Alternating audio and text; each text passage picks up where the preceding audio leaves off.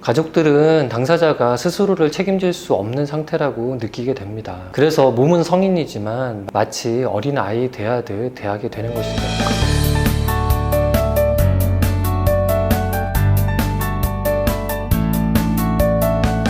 안녕하세요. 마음치유공간 여백의 여백직입니다. 오늘 영상은요, 도박 중독자의 가족들에게 도움이 되는 영상입니다. 영상 시청 전에 구독과 좋아요를 눌러주시면 영상 제작에 큰 힘이 됩니다. 오늘은 도박 중독자의 가족들이 어떻게 하면 효과적으로 잔소리를 할 수 있는지 그것을 한번 살펴보려고 합니다. 일단 잔소리의 정의를 살펴보면요, 국어사전에서는 필요 이상으로 듣기 싫게 꾸짖거나 참견함이라고 되어 있습니다. 그런데 오늘은 도박 중독자의 가족의 입장을 좀 대변해 드리고 싶어요. 도박 문제가 있는 당사자 입장에서는 가족들이 자신에게 너무 많은 잔소리를 하고 통제한다고 느낄 수 있습니다. 하지만 가족들 입장에서는 도박을 끊게 하기 위한 자신들의 노력이 잔소리로 취급되는 것에 상당한 억울함이 있으실 것 같아요. 일단 가족들이 이렇게 행동하게 되는 이유가 있는데요. 첫 번째는 도박 중독자에 대해서 염려하는 마음, 그리고 돕고 싶은 마음이 너무 강하기 때문에 이런 행동을 하게 됩니다. 그리고 가족의 한 구성원으로서 다른 구성원을 돕고자 하는 그런 책임감도 있을 겁니다. 그래서 이런 마음에서 잔소리가 비롯된다는 것을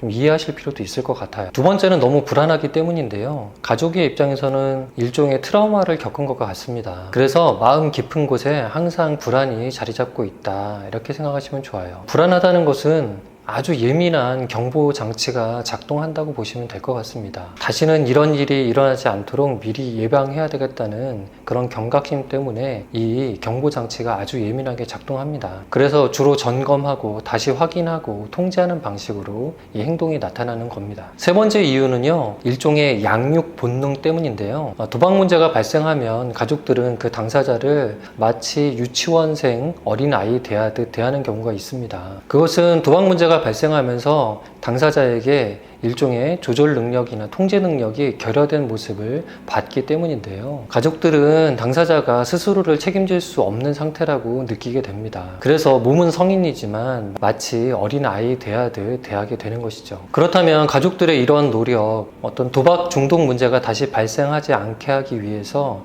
잔소리를 하는 이런 노력들이 도박 중독 당사자의 회복에 도움이 될까요? 결론부터 말씀드리면 그렇게 효과적이지 않을 가능성이 높습니다. 아시겠지만 사람이라면 누구나 어떤 통제에 대해서 저항감을 가지고 있습니다. 사람은 누구나 자율성을 중시하기 때문에요, 자율성을 빼앗기게 되면 행복감이 줄어들고요, 그것에 대해서 불만과 저항감을 갖게 되기 마련입니다. 중독자의 경우는 더 심하다고 할 수도 있는데요. 도박 중독 문제가 발생하면 뇌의 전전두엽의 기능이 많이 약화됩니다. 이것은 무엇을 의미하냐면 다른 사람에 대한 공감 능력, 그리고 무엇인가를 사고하고 판단하는 능력, 계획하고 생활하는 능력 전반의 기능들이 떨어진다는 것을 의미합니다. 그렇기 때문에 이런 종류의 개입, 통제가 더욱더 힘들고 그런 것들을 견디기 어려워하는 거죠. 그래서 가족들의 어떤 노력들이 당사자 입장에서는 잔소리로 인식되고 부당한 개입으로 여겨져서 큰 스트레스를 받는 경우들이 있습니다. 그래서 당사자를 적극적으로 돕고자 하실 때는요, 몇 가지 사항을 고려하셔서 도우시는 것이 효과적입니다.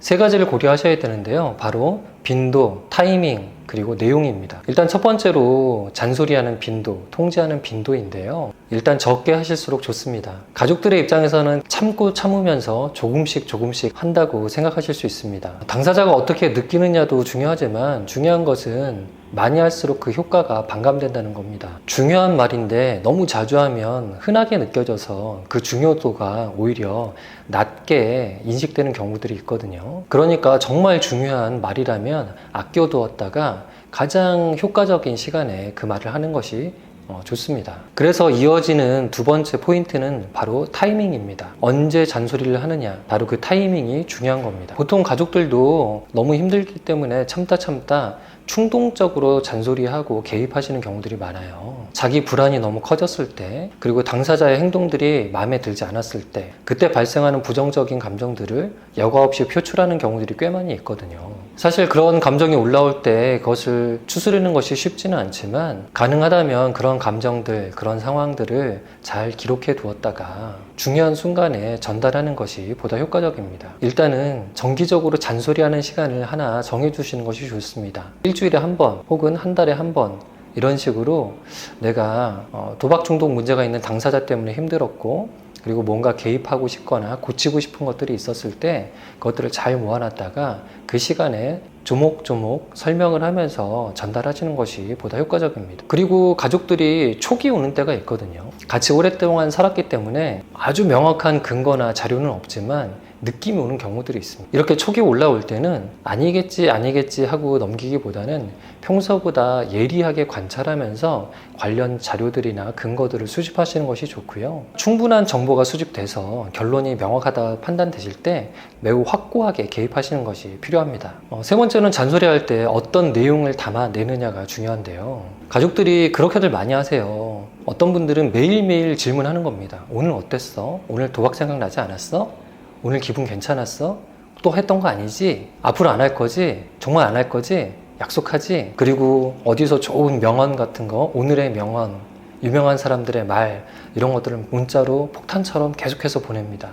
내가 굉장히 불안하고 널 믿을 수 없다. 그리고 네가 확실하게 내게 안전하다고 답변을 줘라. 이러면서 암묵적으로 압박을 주는 것입니다. 이렇게 암묵적으로 자기 불안을 표현하기보다는 정확하게 그 내용을 전달하는 것이 훨씬 효과적인데요. 질문 형태로 다시는 안 할 거지? 또 할 거 아니지? 이렇게 하기보다는 자기의 감정을 있는 그대로 전달하시는 게 좋습니다. 여보, 나 사실 당신이 또 도박할까 봐 불안해. 나 좀 안심시켜줘.